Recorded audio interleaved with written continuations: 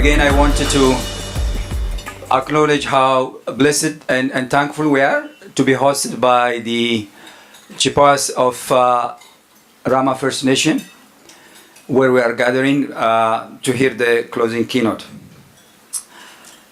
Our closing keynote speaker is Mr. James Bartleman, who is member of the Ontario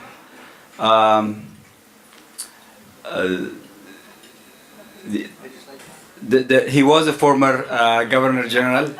I've had such a fun time with him for the last few days that I've lost my train of thought in terms of how even to introduce him.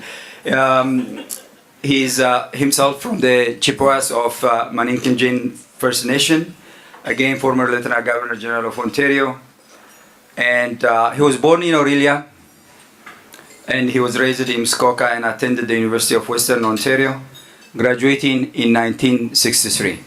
And I was telling him that that's the year I actually was born, brought to this world. Yeah. After an illustrious 35 years career in the Department of Foreign Affairs, he was he joined the Office of the Lieutenant Governor for Ontario from 2002 to 2007. Amazingly, he holds 13 honorary doctorates. He's an officer of the Order of Canada, a member of the Order of Ontario, and a recipient of the Aboriginal Achievement Award. He is the author of 6 books, including As Long as the River Flows, on the residential school experience of its protagonist, and the redemption of Oscar Wolf, a novel on mid-20th century Aboriginal life released in the spring of this year. He is married to Mary Jeanne Roussillon, and they have 3 grown children, 3 grandchildren. Please help me welcome the former Lieutenant Governor General of Ontario.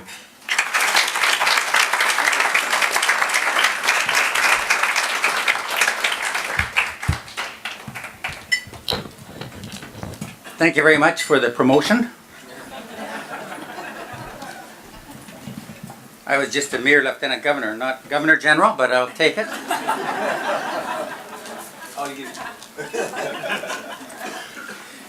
So I was told by Rima that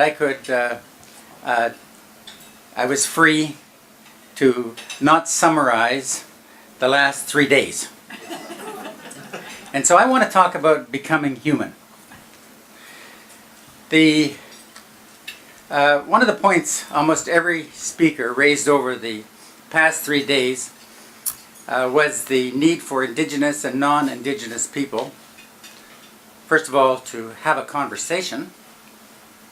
I guess that is what we've been doing here, and to get to know each other better, and that is what we have been doing here. But to do so, to have this conversation, to increase understanding, to allow us to come together as one, and to navigate the relationship between Indigenous people and Canada.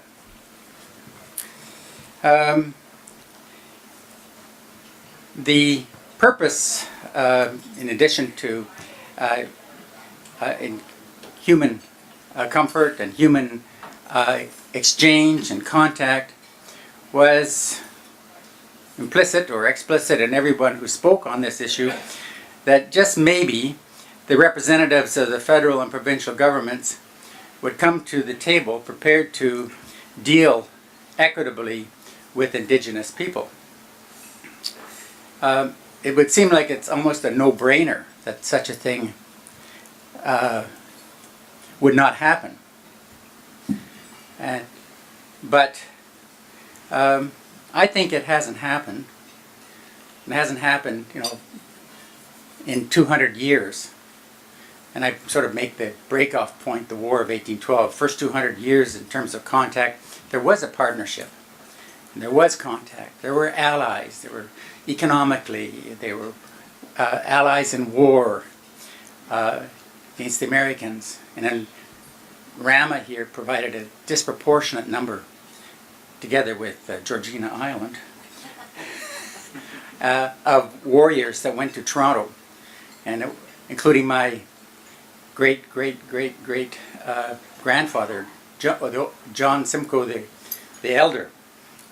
They fought in the Battle of York, and it wasn't their fault that the British conducted a strategic retreat when they saw how many Americans there were, and said that they had to get to Kingston in a hurry to fight another day, and left the Indians behind, and many of them were wounded and killed. But that's the past. Up until that time there was a relationship, but after that it was all downhill. And certainly hasn't been any constructive dialogue. And it hasn't occurred because, going back to the topic of my talk, becoming human, and it hasn't occurred because, in my view, the mainstream governments of Canada and the people of Canada have always looked down on Aboriginal people as the other. And people, they look down upon them and they consider them as being the other, to be people who were not as fully human as they were and are.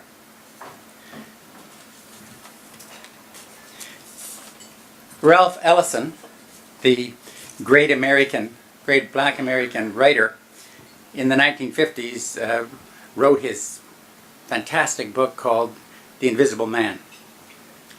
And as Sandra Laurent said yesterday, art often precedes action in other fields. And Ellison and all the great black writers of the United States, their work, in a sense, presaged the political action that took place leading to the civil rights movement. But I mentioned Ralph Ellison because I think that my point about not considering Native people not to be fully human applied to black people in the United States.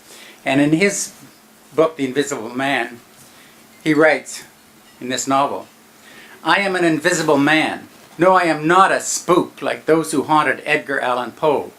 Nor am I one of your Hollywood movie ectoplasms. I am a man of substance, of flesh and bone, fiber and liquids, and I might even be said to possess a mind. I am invisible, understand, simply because people refuse to see me, like the bodiless heads you see sometimes in circus sideshows. It is as though I have been surrounded by mirrors of hard, distorting glass. When they approach me, they see only my surroundings, themselves, or figments of their imagination. Indeed, everything and anything except me. Nor is my invisibility exactly a matter of biochemical accident to my epidermis. That invisibility to which I refer occurs because of the peculiar disposition of the eyes of those whom I come in contact. A matter of the construction of their inner eyes, those eyes which look through their physical eyes upon reality. You wonder whether you aren't simply a phantom in other people's minds, say a figure in a nightmare which the sleeper tries with all his might to destroy. I take that as being a very good representation of the way white people have looked upon Native people over the past 200 years.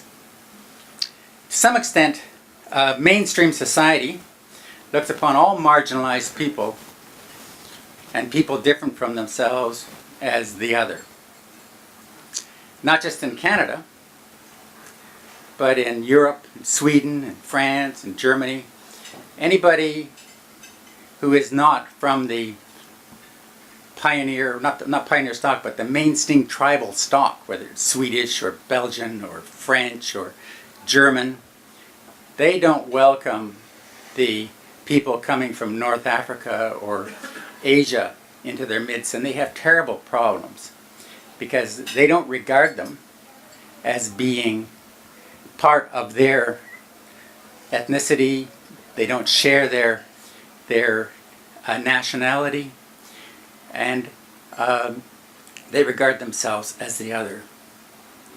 But I differentiate the attitudes toward Native people or Aboriginal people, I'll use the word Aboriginal in this specific context, from the way others exist in the minds of mainstream societies. Because I served 35 years in the Canadian Foreign Service, and I remember when I was a junior officer in Colombia in 1968, 1970, reading reports about settlers. In that case, they call them the colones. They would go hunting Indians for sport on the weekends, and nobody gave a damn. I remember I had a friend who was an anthropologist, Bernard Arcon, who ended up in Laval University. He was doing his PhD for Cambridge. He was living with a group of these Indians who had been hunted. These were wounded ones, and they were in a little. He had a shotgun. He was with them. He told me about them, and so when a British television crew came by looking for stories, I took them down there.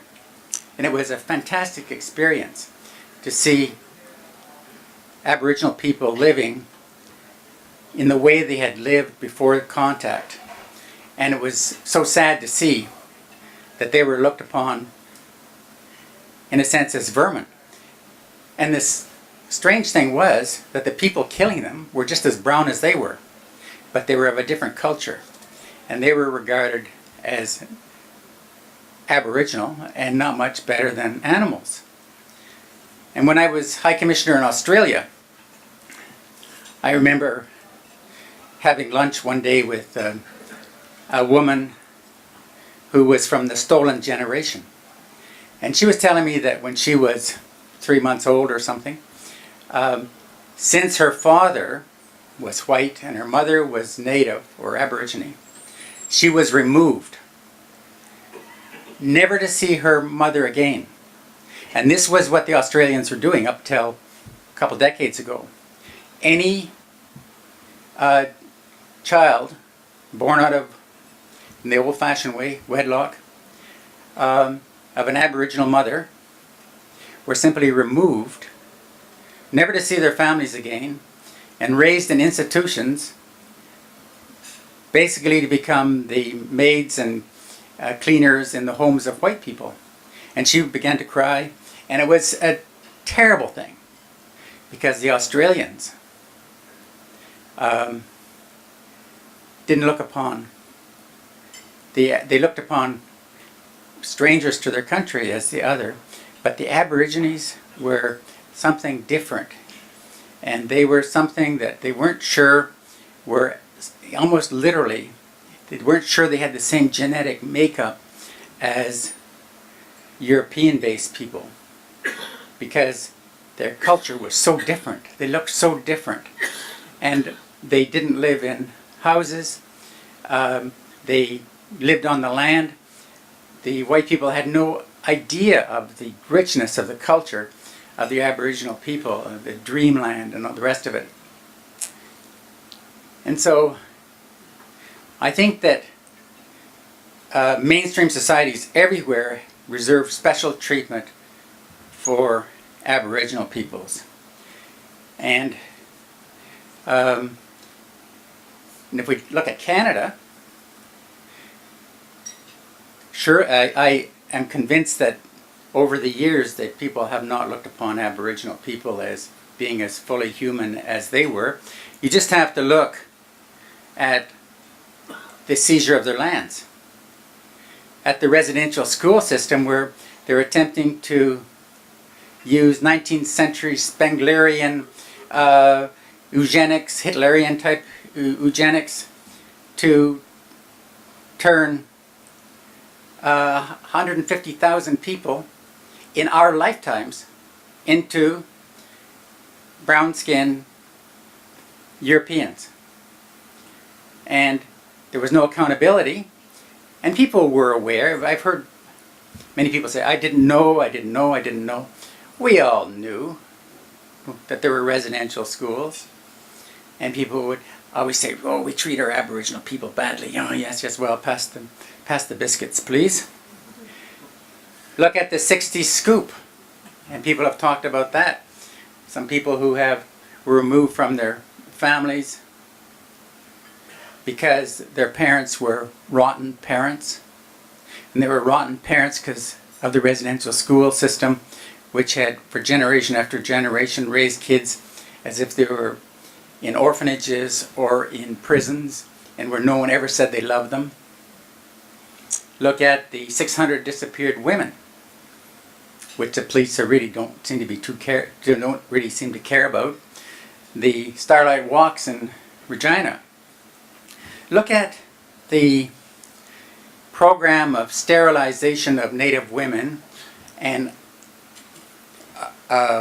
single mothers, and in those days they talked about mentally retarded.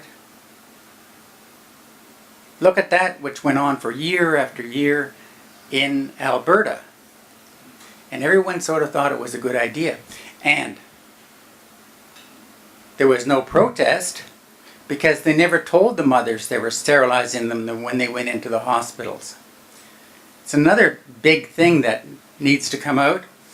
And look at what we just heard about, the experiments, nutritional experiments going on, and the tuberculosis experiments.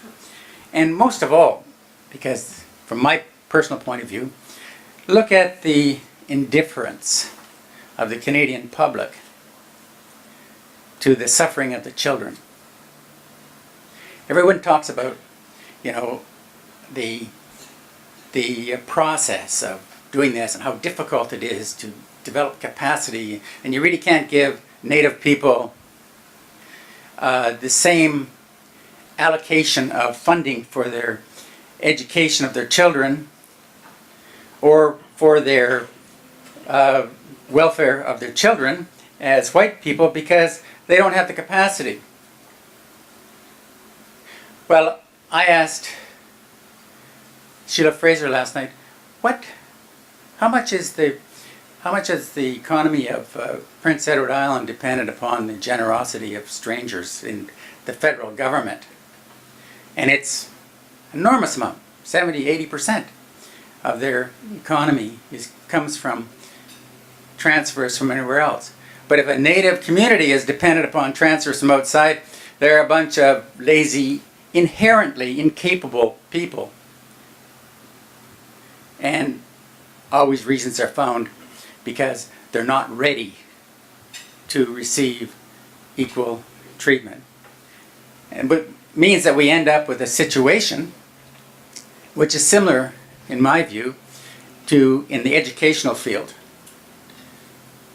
to the situation that existed in the American South before the Civil Rights Movement, where everyone was proud of having, or the economy, the structure, social structure, was based on separate but equal education for, in those days it said blacks. But it wasn't, it was separate, but it certainly wasn't equal. And it was people like Ellison, Baldwin, and others who worked on the artistic level, and the involvement of the northern liberal people and people of goodwill from the northeast of the United States who led the marches to change that so that there was more equity in the education. But we have that in our schools in the north. And everyone says, well, they don't have a school board. Well, they will spend the money on fixing up a home of an elder rather than buying books. And so my conclusion is that we, in our heart of hearts, mainstream Canada, they look upon Native people as the other, and beyond that they reserve a special dislike, repugnance for Native people all over and beyond, and maybe mixed with a sense of guilt beyond that which they accord to other people. The Ipsos Reid polls consistently over the years always put Native people at the top of the hate list before Muslim Arabs, above black Canadians. So that's something Native Canadians always win. The championship for being the group that is most discriminated against, at least most looked down upon in Canadian society, which means that it costs nothing for any government to let the situation continue. There is no movement in Canada like the civil rights movement in the United States, where so many thousands of idealistic people went to the South to try and bring about a change in that society and make the United States a more equal society. When I mention talk about the death of so many kids in the North, and say this is not something that we need to which can wait for years to pass. This is not something that takes years for the federal and provincial governments to come to some sort of conclusion. This is not something which requires gathering together a bunch of quarreling chiefs who have a whole variety of different priorities to resolve. As they are talking, as we are talking, as we hear all these words of goodwill, I admire Paul Martin. I don't think he admires me. I used to brief him before G7 meetings, and he knew I didn't know what I was talking about. I'm not sure that the Premier of Ontario likes me anymore. But it's a crisis. It's an emergency. And take a look at it from the point of view of the kids. The great epiphany for me was a visit I made to Saskatchewan soon after I was named Lieutenant Governor a decade ago. And it started a relationship with the communities. My time was up?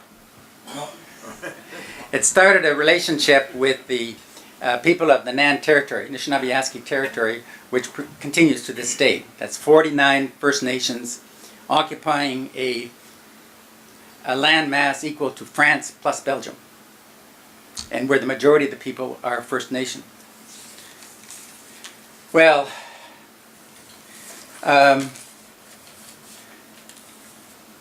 when my plane was coming into Saskatchewan, because lieutenant governors were one of our responsibility was to make community visits, and I wanted to go into places where no one had gone before, and I was really interested in Native issues. And as my plane was circling the airport, there was a plane taxiing down the runway and took off, and it was a great crowd of people, and I wasn't so egotistical to think that they were there for me. And I asked the chief when I got off, why was everyone there? And he said that a 13-year-old girl had killed herself, and they were flying the body out to Timmins, I guess it was, for an autopsy. And I said, why did she do it? And he said, well, she had no hope, as if I was asking a very foolish question. And I felt terrible, really terrible, because when I was a kid, my mother was from the reserve here. She was married when she was 14 to a young white man, and it was a good marriage. It lasted 67 years. They both had about a grade 4 education. But she was abused here on the reserve. Her mother beat her, beat all the kids, beat her sister so badly with a 2x4 that she's now in her 80s and she still limps. And had nothing to do with residential schools. My grandmother had, and it was a sign of progress, that she had tuberculosis and she was sent to the San in Gravenhurst. She grew up without anybody saying she loved her, and she certainly didn't show any love to my mother. But my mother was, in a sense, broken in spirit, although she was a fantastic mother. And she just passed away about 3 months ago here on the reserve, surrounded by people who spoke her language. It was fantastic. But we lived in Port Carling, and we had an old shack, one room on the ground floor, 2 rooms upstairs. And every now and then my mother would take her pipe. Any lady smoked pipes. No, at least my mother did. And she would go out the back door and we'd say, "Where are you going?" She would say, "I'm going to kill myself. I can't take it." And we kids would go absolutely crazy. We loved our mother, and we didn't know what we would do. She always came back, maybe hours later, but we went through this and it was a traumatic experience. And her life didn't get easier because when we went to school, we'd come back from school, it was a white school, and at those early years, the kids would go by and say, "Hey, dirty SQUAW, go back to your reserve. We don't want you here, dirty SQAW." And it was terrible. And we had no money. My dad, our family refused to go on welfare. So we just, when times were tough, we just ate rolled oats. The family ate Quaker Oats. The dogs ate Quaker Oats. We all ate Quaker Oats. Viva Quaker Oats. I still eat Quaker Oats. But there was no money, and she was being harassed by the village clerk who collected the dog licenses. And my dad was off looking for work in Aurelia, and she finally snapped. But she didn't tell us. And we had a dog. I had a dog. His name was Tiny. I loved that dog. She took the dog and drowned him and told me he ran away because she didn't have the money for that. But it really destroyed her because I cried for 6 months until the spring, and I found the body. Then I cried some more. And so it was traumatic. And so her suicidal tendencies all the time were something I never forgot. Then when I was High Commissioner in South Africa, I went from Pretoria, where we had the official residence of the High Commissioner, to Cape Town, where the legislature is located, to hear the final speech of Nelson Mandela before he retired. And his speech was to be, "South Africa turns the corner on crime." Well, I arrived in my hotel room to be subjected to a hotel invasion. One guy, but in my imagination it's 100 guys. But I was 59 years of age. He was in his late 20s. And he tasered me. He broke my nose. I was fighting, but what could I do? Broke my foot on him. And then he just beat me up, wanted money, but I didn't have money. I was a Foreign Service officer, which meant that I had an allowance for decent clothes, but I was paid 10 to 20% less than equivalent people in Canada. And so he couldn't get any money out of me. And so he was really mad. But finally he decided to go, and I was tied up with my own ties. And they were Hermes ties that my wife had offered me. What a waste.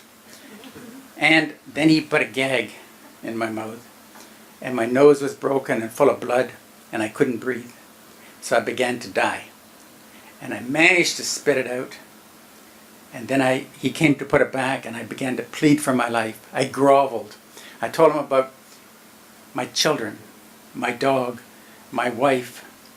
And, would he want to leave us? And I reached him. And so we had a bit of a discussion about a better way to tie me up. And away he went. And I became very suicidal. And it took me, till this day, I still have to deal with depression.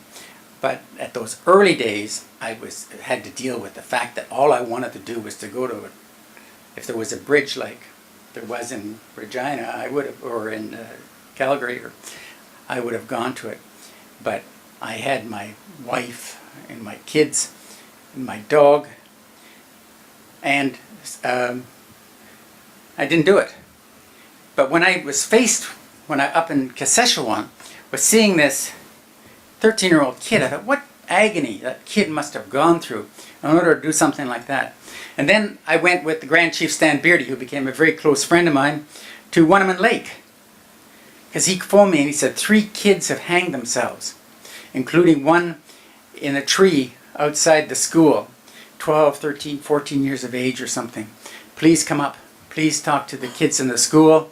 Please talk to the families. Come to the funeral. So I did. And it was the same answer. When I asked why they did it, they had no hope. And then later on, I went to Mishkogogomang, which is just south of Pickle Lake. And as I was going into the community, what you saw were fresh graveyards and fresh graves. And the chief told me that over a 10-year period, they had lost 200 people from violence, not suicides, but also murders, manslaughters, people who would want to end their lives but really didn't know how to do it, or they were just plain drunk, would go out on the highway and lie down and be run over by tractor-trailer trucks, or go out on the railway line and die. The kids hated themselves. You could see when you went into the community the new houses that had been built, and the kids had trashed them, thrown the furniture out. And the chief said, they hate themselves. And we're rotten parents. We know that. We're trying to do better. They'd all been to residential school, but I don't know whether that's an excuse for everything. And then I discovered that there'd been an epidemic of youth suicide going on since 1987. 20, 30, 40 kids every year dying. And I wanted to know more about it. And I went back to the communities many times and discovered that the parents and grandparents and the great-grandparents had gone to residential schools, and they didn't know how to be good parents. The schools had no libraries, no sports equipment, no teachers, or teachers came and went, leaving the children feeling abandoned. Some schools were filled with mold, broken windows, cold in the winter. Houses were all overcrowded. You've all seen the pictures of Attawapiskat, so you know what I'm talking about.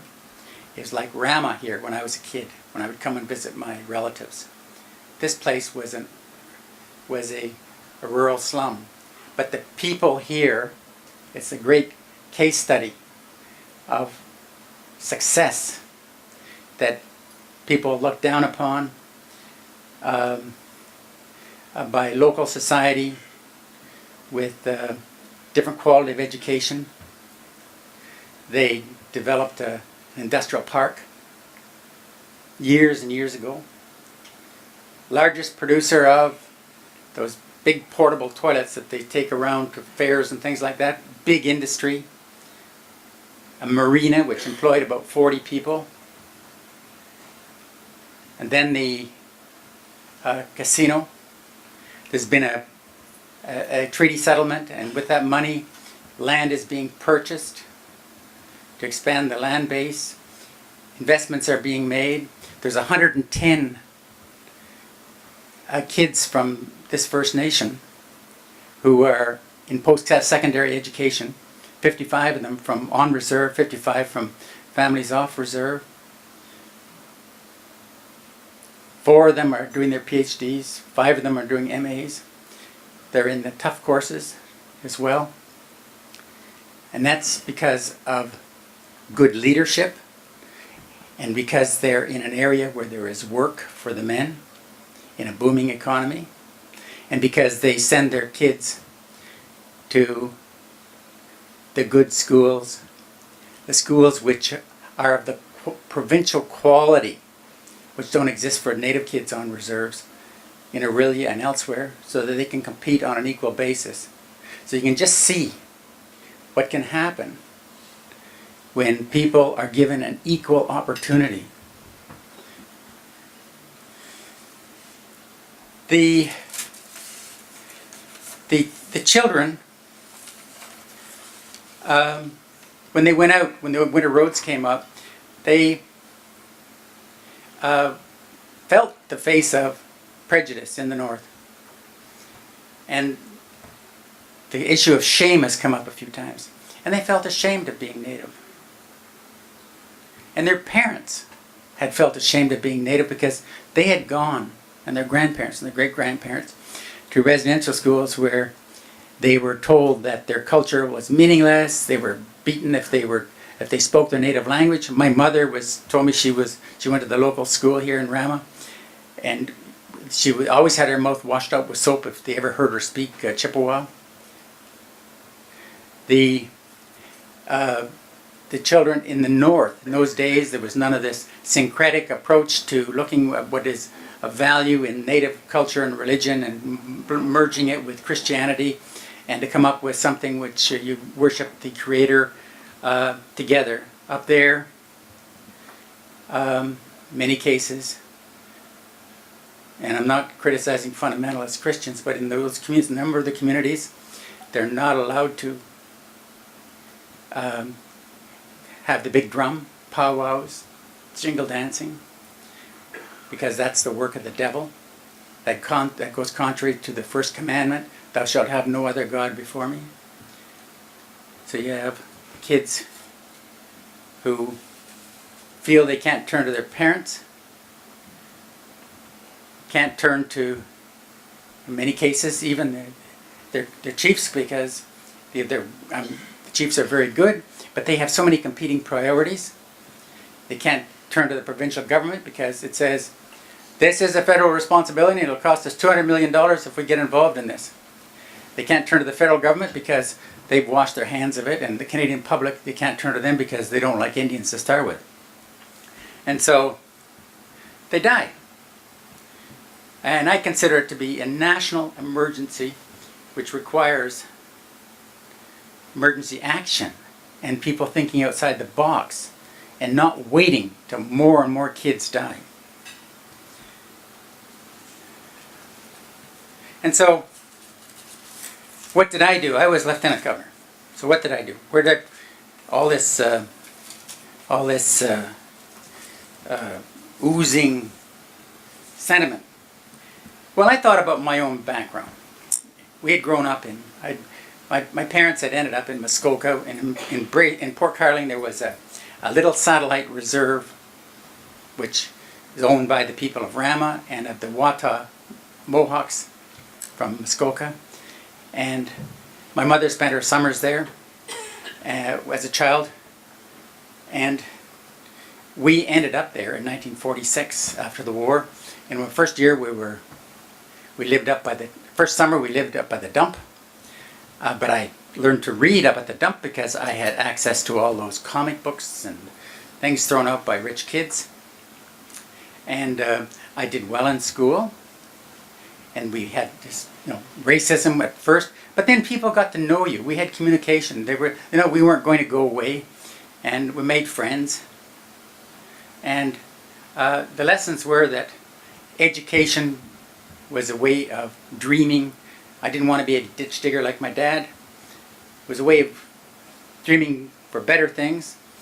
And I remember the villagers would encourage me.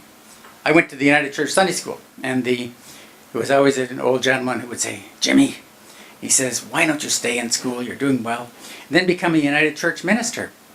You'd only have to work 1 day a week. I thought that was pretty good, but the problem was that I really didn't believe in God. And yeah, I guess you have to. And so, but the lessons were importance of education, reading, to be prepared, and to get along with people. And so, I have many friends in Muskoka now, especially since I became lieutenant governor.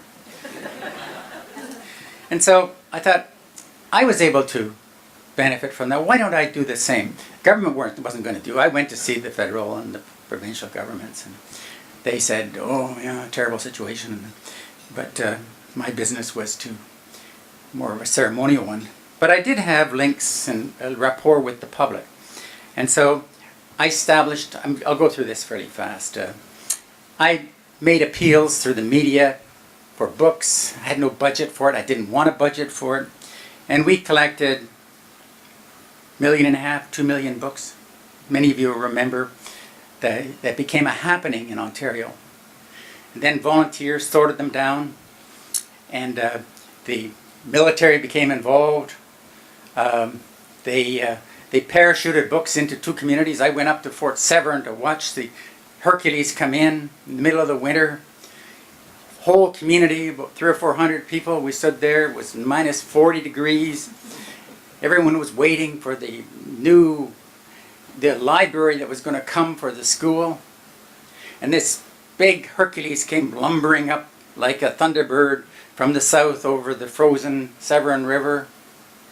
The back of the Hercules opened, and the books came tumbling out in cases with the parachutes not opening and smashing right into the ice. And I had organized the CBC, the national news, the CTV, Global. Your Honor, they said, is this supposed to be the way it happens? And I said, yes, yes, yes. Meanwhile, the whole community was out picking up books from the snow. But in any case, that was a little hiccup. Wasaya Airlines stepped up, and it cost them about $500,000. That's a native airline, to fly books into the communities. The Canadian Rangers, the Canadian Army, brought books in on the winter roads. And it was really a fantastic experience. And the books that we weren't able to, and I also brought 4 tractor trailer loads to northern Quebec. And the Prime Minister of Grenada came to see me. They had a hurricane, and we gave him 20,000 books. And anything which we didn't use was sent to charities in Africa. So very well used. But I had no budget, and I was really worried what I was going to do with 1.5 million books. And then I decided to set up summer mental wellness and reading camps. I had no budget, but I got some money from the Trillium Foundation to run some pilots. And I got Frontier College, YMCA, and Scouts Canada to put together, they were the big experts in running summer camps for reading and whatever. And they came up with camps that cost $200,000 each. And I said, this is ridiculous. And so I gave the job to Frontier College, and I went with their accountant up north, and we ended up with a model, which is used to this day, of $33,000 per camp. And so I raised $7 million from corporations, from all the teachers' federations, from 10 or 12 universities, I forget how many, because I said, you guys just want to cherry pick those who come out of the high schools. Make your stats look good. I said, but we need to get the kids learning to read in elementary school. Then they can go on to university. They'll have the capacity. And they bought that. Colleges came on side. The De Beers gave $100,000 a year. And so Frontier College went to work. And it was a 5-year program. They stretched the money to make it 6 years. By that time, my term as Lieutenant Governor was over. But they carried on, and I still help them. And as we talk right now, more than 100 summer reading camps for Native kids are in operation in most of the Canadian provinces, including and plus in the Northwest Territories. And it is a huge success. And the Toronto Dominion Bank has done a little survey, because they're one of the donors, on how well cost-effective this program is. So I'm very proud of it. It carries on, and I'm their, at this age of 73, I'm their elder, and try to do what I can to help.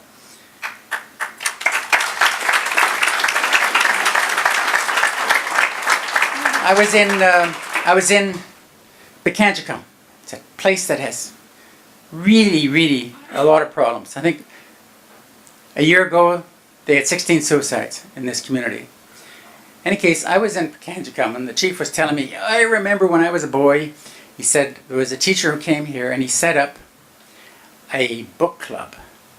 It was called the Little Pipsqueaks or something like that. And he said, he was a great big guy, and he said, I love that. And I thought, this is a really good idea. And so I went back and talked to the Southern Ontario Library Service, and I said, because I didn't want to have any money coming to me. I said, if I raise the money, will you run a program? And I described, I want a book club. It would be called Club Amic for Young Readers. It will include every child from kindergarten to grade 6 in every fly-in community of Ontario, and there's about 26 of them. And they said yes. So I raised $1 million. And Trillium gave $200,000 or $300,000. And that program is still going on now. The children receive a brand new book every 3 months. A nice book, not a dime store book, but something they can be proud of. The problem is they go in, the teachers see them, and they're such great books, they put them in their filing cabinets and bring them out. And I wanted them books that the kids would take home and cherish. But that is still going on, and they have their own newsletter, and they write their own little jokes and all the rest of it. Then I set up a program of twinning, just the theme of this conference, so that Native and non-Native kids could get to know each other. And I went to the Principals Council of Ontario, which is an organization of 5,000 principals and vice principals. And we twinned all the Native schools of Ontario with Native schools in Ontario, plus all the schools of Nunavut with 82 schools of the Toronto District School Board and the Catholic School Board. But that program fell apart when I left because there was such a turnover of teachers in the North, people forgot about it. But the suicides carried on. It did not lead to a diminution of the suicides. And just to illustrate why that went on, I asked the Premier, because he'd give every outgoing Lieutenant Governor a legacy, and mine was to establish a literary program, have literary awards for Aboriginal kids in Ontario, Métis, First Nation, Inuit. And we get about 500 applications, submissions of short stories and poems. And every year, up until now, every year, from these children, you have the stories of the greatest amount of alienation, marginalization, and despair, family breakdown, children writing about walking through their reserve and there's nothing to eat at home. Parents are fighting. They've sold the furniture to buy oxycodone, and the child is walking past a neighboring house and there's a family sitting down to eat. They have food on the table. They're smiling, and she wishes that she was a member of that family. And so there is a big problem, not just in the North, but in the Aboriginal community of the young people of Ontario, if that is any indication. So my conclusion was that people like myself would come in, come out, NGOs that come in, but there are very few of them that operate in Native communities, can't replace governments. We can't replace what governments are elected to do. Native governments, provincial governments, federal governments. We can't replace them, the private community. What we can do is to establish linkages and doing the thing what this conference is all about, which is initiating or talking about and hopefully initiating a dialogue and a conversation between Native and non-Native people. We can't do that. And that's why I began to write books. I had written books on Muskoka, the Native presence in Muskoka, non-fiction books. I wrote a couple books on my foreign service issues that I was a party to and what all, but that was just to sort of get that out of my system. Then I began to write novels because I was thinking of Ellison. I was thinking of what was talked about last night about the role of the arts in preceding and leading the way in changing consciousness and building relations between people. And so my first book was called As Long as the Rivers Flow, And it was based on all my conversations with residential school survivors, and particularly 3 women who had gone to a residential school, St. Anne's Residential School on James Bay, who were raped repeatedly by the priests and beaten, and far worse really than what I described in my book. And that book is now been adopted by half a dozen universities in Ontario, and I will be speaking to teachers' colleges later this month because it's the required summer reading for the incoming teachers. And then I wrote another book called The Redemption of Oscar Wolfe, and it looks at a native protagonist from Rama who, sort of a precursor to Idle No More, who takes action on his own. He burns down the business section of the village of Port Carling in 1930 because, and this is the actual fact, there was a native community in Port Carling when the settlers arrived. And they arrived late. They arrived in the 1860s to take up land grants. And they just kicked the Indians out. And growing up, when I paddled down the Indian River, I could see their old homes. They were used as pig pens and others by the settlers who came in. But the native people returned, but to spend their summers and on this squatted on land, which was eventually turned into a 4-acre reserve where my mother spent so much time. But I thought, what did those people feel like? I read and I included in my book the petition of the chief to the Governor General saying, Father, this land is sacred to us.